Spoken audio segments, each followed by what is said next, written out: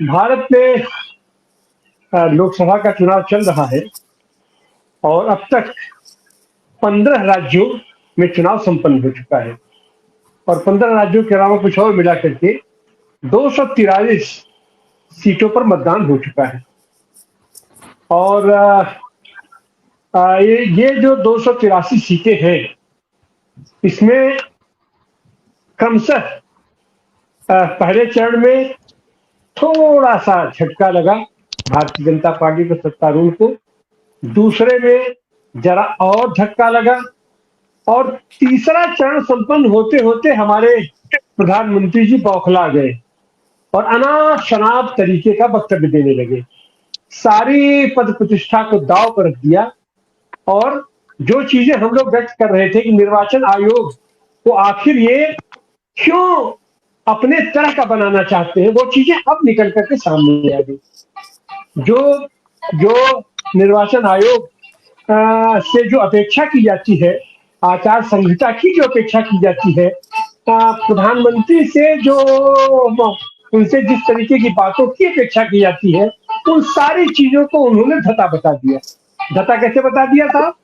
तो नोटबंदी लागू करते समय उन्होंने कहा था कि सारा काला धन आ जाएगा और सब खत्म हो जाएगा, अगर हम 50 दिन का हमें समय दे दीजिए, अगर नहीं होगा तो आप बताइए कि हम जो किस चौराहे पर, आप जिस चौराहे पर कहें उस चौराहे पर आ जाएंगे। और तब से बनारस के लोग अपने चौराहे पर उनका इंतजार कर रहे किस चौराहे पर आएंगे।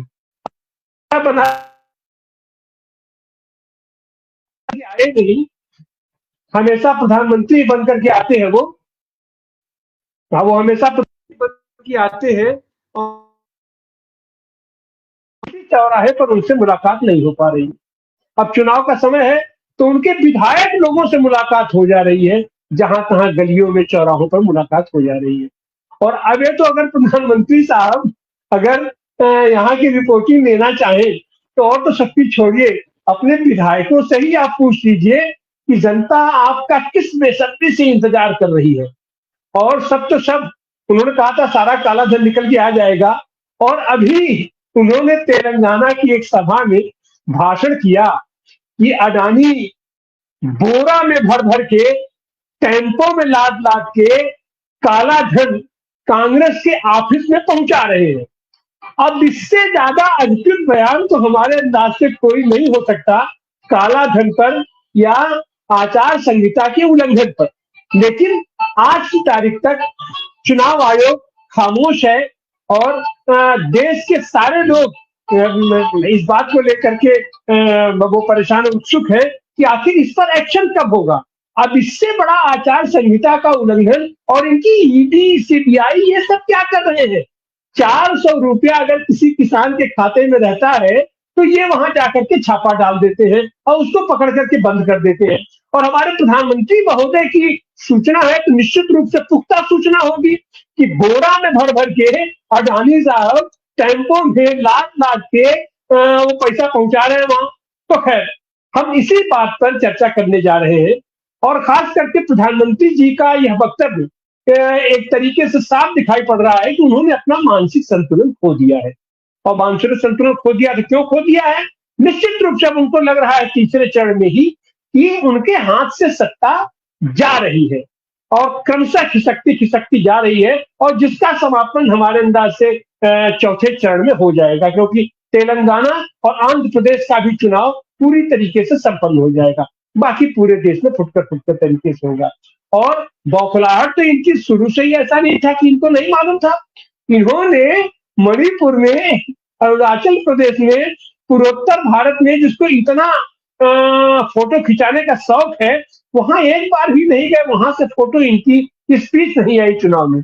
और इतना तो छोड़ दीजिए, जिस 370 के आधार पर ये पूरे के पूरे देश में माहौल बना रहे थे, उस 370 के प्रांत जम्मू कश्मीर में ये चुनाव से पहले ही भाग गए। वहां इनको एक प्रत्याशी तक नहीं मिला। अरे कहीं से जबरदस्ती ले जाकर के, जैसे वहां पर किसी को भी पर्चा भरवा दिए तो देश का कोई भी नागरिक अपना वहां पर्चा भर सकता था। और बेहतर तो ये था कि आपके गृह मंत्री है, आप हैं, आप लोग खुद वहां जाकर के पर्चा भरते थे, कम से कम बोहनी तो हो जाती वहां पर। लेकिन नहीं साहब, ये भी इन्होंने नहीं कहा। तो इसी बात को लेकर के हम लोग आज यहाँ चर्चा करने जा रहे हैं।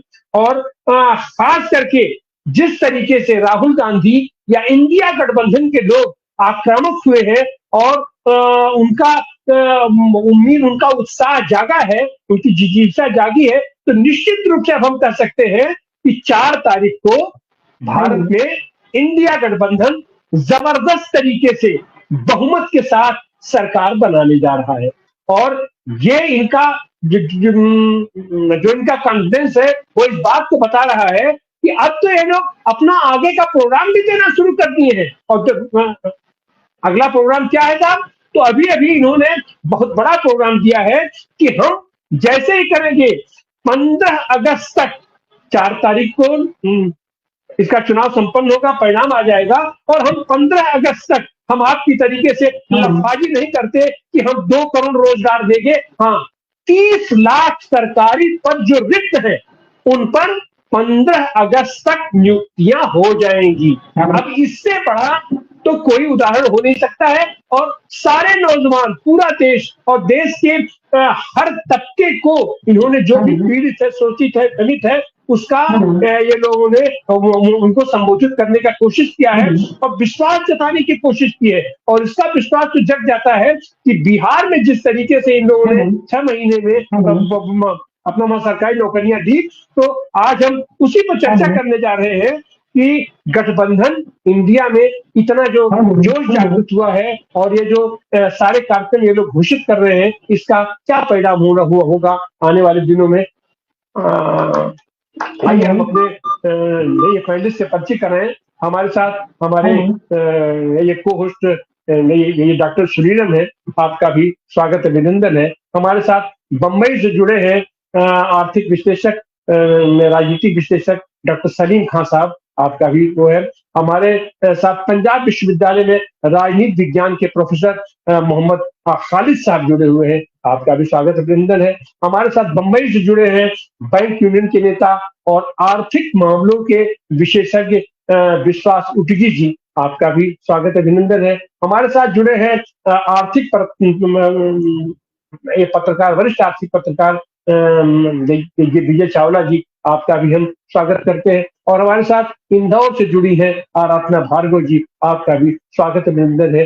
तो हम चाहेंगे कि अपनी टिप्पणी के साथ डॉक्टर सुनीलम इस चर्चा की शुरुआत करें। डॉक्टर सुनीलम, अनम्यूट कीजिए। जी शुक्रिया तिवारी जी। मैं असल में इंदौर के अंदर यहाँ पर एक सभा होने वाली है। आपको मालूम है जो एक नया मॉडल मोदी जी ने यहाँ पर लाया है देश के अंदर, जो उन्होंने काम किया था, खजुराहो के अंदर किया था कि कैंडिडेट का जो है फॉर्म ही रद्द करा दिया गया भाजपा, ताकि उसको वॉक ओवर मिल जाए। सूरत के अंदर तो निर्दलीय करा दिया गया। उसी तरीके से इंदौर में ही दबाव डाल करके धारा 1 लगा करके बाकायदा यहाँ पर कांग्रेस के कैंडिडेट को विड्रॉ कराया और वो समर्थन में शामिल हो गया। तो इंदौर में हम लोगों ने मिलकर के यहाँ पर SUCI का कैंडिडेट लड़ रहा है और मैं उसके समर्थन में यहाँ पर सभा करने के लिए आया हूँ। यहाँ पर कल जो है चुनाव अभियान समाप्त हो जाएगा।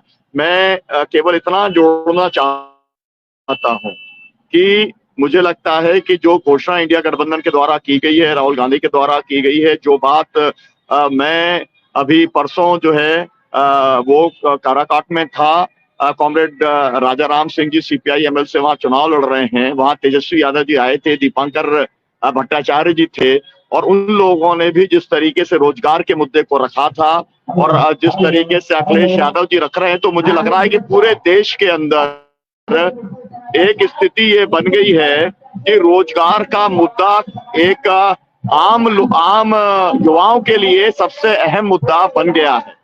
और इसीलिए ये जो राहुल गांधी की एक किस्म की घोषणा है कि हम 15 अगस्त तक हम जो सरकारी खाली पद है उन्हें भरने का काम हम प्रक्रिया चालू कर देंगे, मुझे लगता है कि ये बहुत ज्यादा महत्वपूर्ण है। और इसीलिए बहुजन समाज के ऊपर आज इस के ऊपर चर्चा करना जरूरी है, क्योंकि इस पूरे चुनाव को डिट्रैक्ट करने की कोशिश, इसमें डिस्टॉर्शन पैदा करने की कोशिश लगातार भारतीय जनता पार्टी के नेताओं के द्वारा, मुख्य तौर पर जो है नरेंद्र मोदी जी के द्वारा की जा रही है। जब वो पहले तो कहते थे 400 पार, लेकिन जब उन्हें 3 चरणों के अंदर दिख गया कि वो चुनाव जो है वो हार रहे हैं, तो उन्होंने कहना शुरू कर दिया कि अगर कांग्रेस आएगी, इंडिया गठबंधन आएगा, तो वह एक्सरे करेंगे, मंगलसूत्र ले जाएंगे। फिर कहना शुरू किया 2 भैंसों में से एक ले जाएंगे। फिर कहना शुरू कर दिया कि अडानी अंबानी जो है उन्हें टेम्पो भर भर के पैसा दे रहे हैं। ये अनर्गल प्रलाप जो है, ये कुल मिलाकर के बेरोजगारी और महंगाई और किसानों की एमएसपी और तमाम सारे जो अहम सवाल हैं, उससे जनता का ध्यान को एक तरीके से भटकाना है। और इसीलिए रोजगार के सवाल के ऊपर ये चुनाव केंद्रित होना चाहिए। कम से कम बचे हुए जो चरण हैं उसमें रोजगार का मुद्दा अहम मुद्दा बने, अग्निवीर को खत्म करने का मुद्दा मुख्य मुद्दा बने। ये बात जो है इसके पूरे कोर के अंदर है। और जब अडानी अंबानी के लिए उन्होंने ये कहना शुरू कर दिया, तो आप समझ सकते हैं कि अब अडानी अंबानी भी, अभी आपने देखा शायद अडानी जी का भी कोई बयान एक आ गया है।